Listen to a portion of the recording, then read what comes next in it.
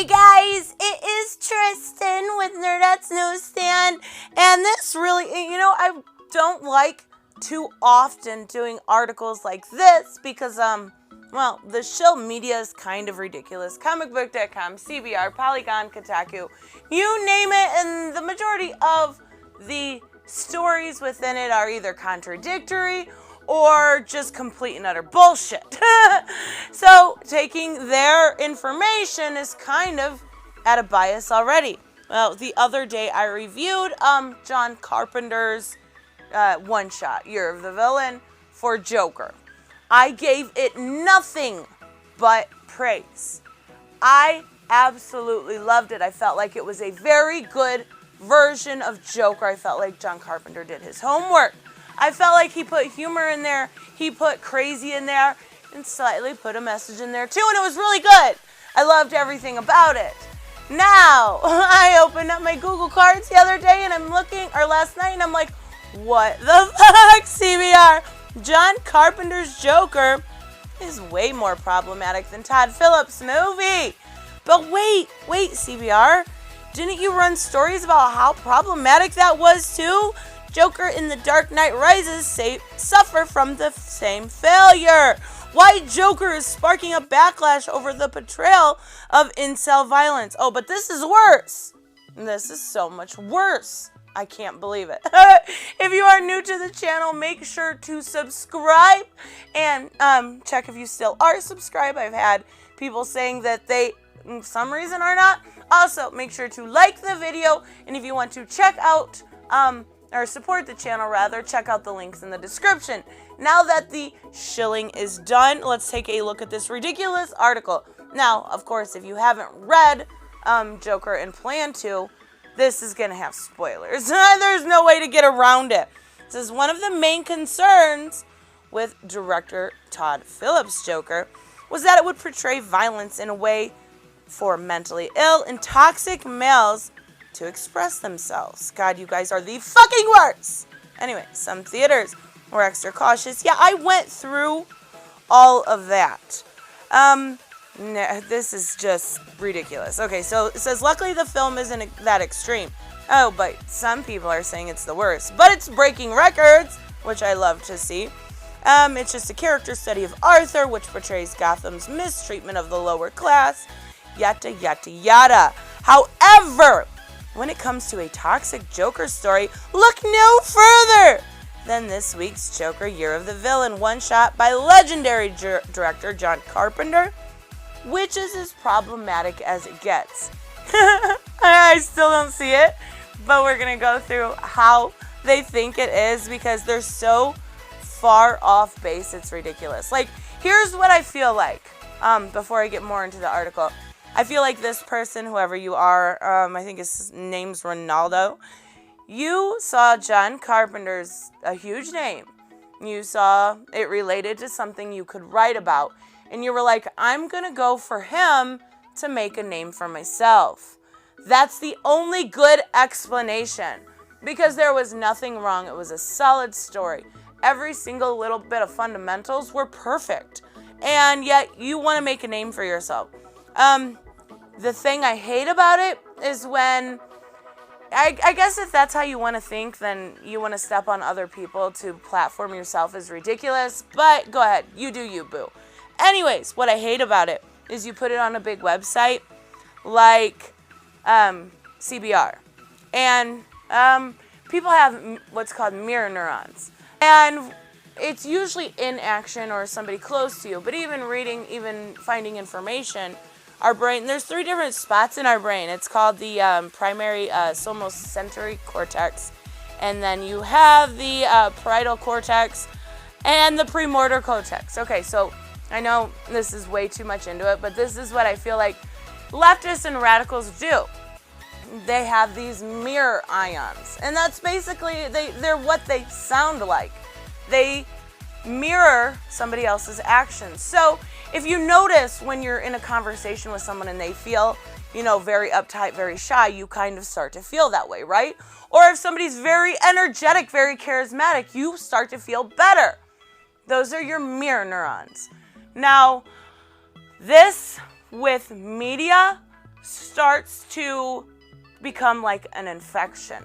Your mirror neurons start to actually believe what you're reading. So if Joker's problematic, well then why? Is he attacking a feminist? So now I'm going to start thinking like they do. Your brain's chemistry actually makes up for groupthink. It's very weird, but it's an explanation of groupthink to where our brain kind of does it for us.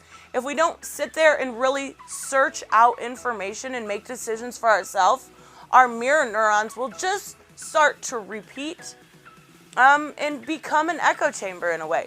So that got way too deep into it. I'm sorry. But I will get back into this article.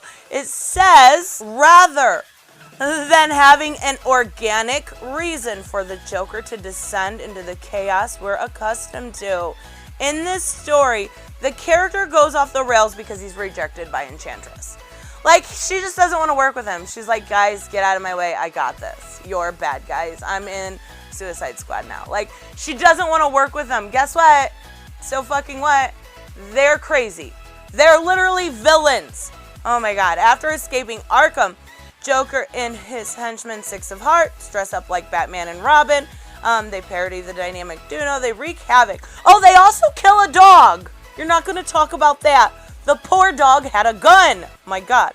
Enchantress teleports in on behalf of Amanda Waller and the Suicide Squad. Exactly. She's trying not to be the villain, but Joker is, and she knows that.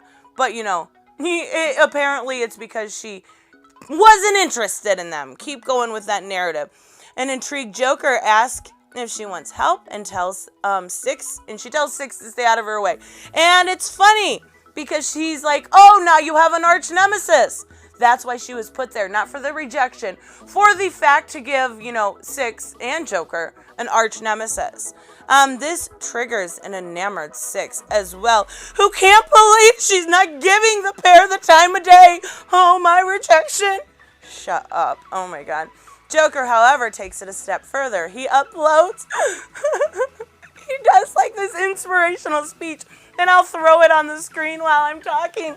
But it's just like he's trying to rally the troops, but they take it this insane step further. He uploads a video to Reddit and YouTube where he's trying to do a rally cry for the men of Gotham. I can't take this seriously. To rally against the Enchantress. He insists, stand tall, proud, banding together to defeat the witch.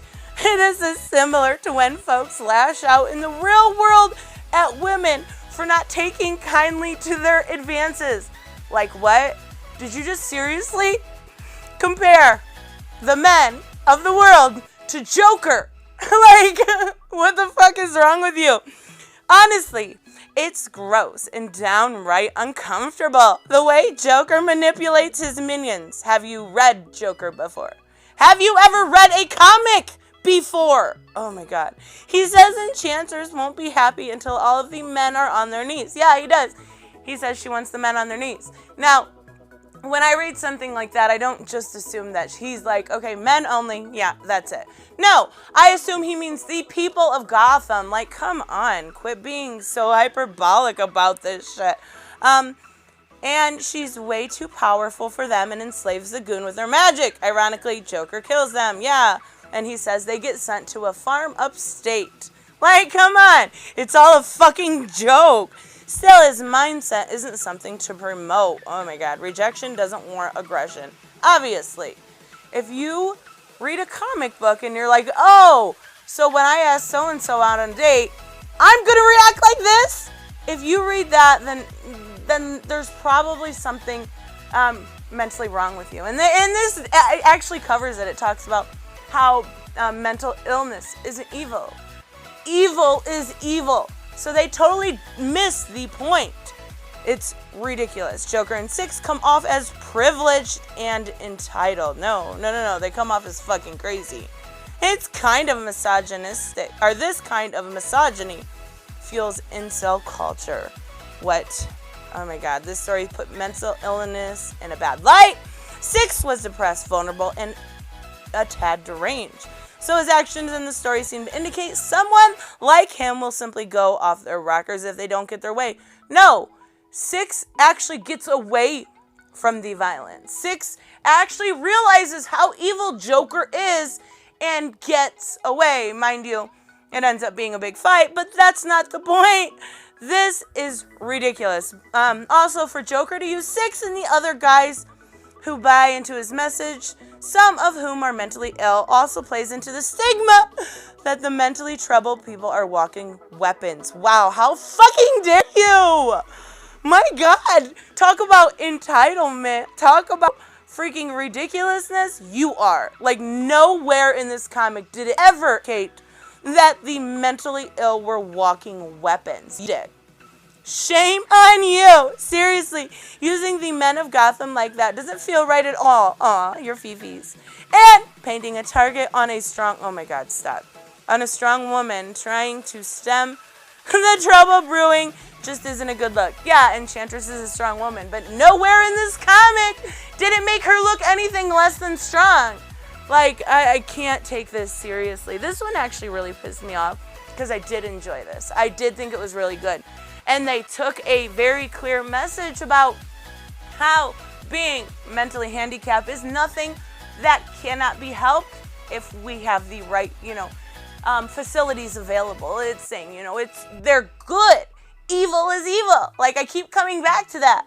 But they take a good message and spin it for my misogyny.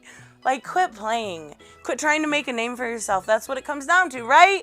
You want to make somebody else look bad so you can look better. No. That's not how this game works. If you don't want to destroy, then create. All SJWs want to do is destroy. Oh my God. Okay, so I'm done ranting, but that one did literally make me mad. I will have a video up later I'm going to do a premiere for. It is the 5G stuff going on with DC. So make sure you check that out. I will see you guys in the next one. Always remember to check community posts, like, subscribe, fun, yay. I will see you in the next one. Bye-bye. Hey guys, if you want to help support the channel, make sure to check out the links to my Patreon and subscribe star below. But I want to thank my current Patreons, Robert, Jeffrey Allen Carnes, Earth Citizen 09, General Zod, who also has a YouTube channel, Troy Reiser, Grand Smear, Mike, Black Knight Fool, and Brucey. You guys help keep this channel up and running, and I appreciate every single one of you. Make sure on the way out to like and subscribe if you are new. Bye-bye.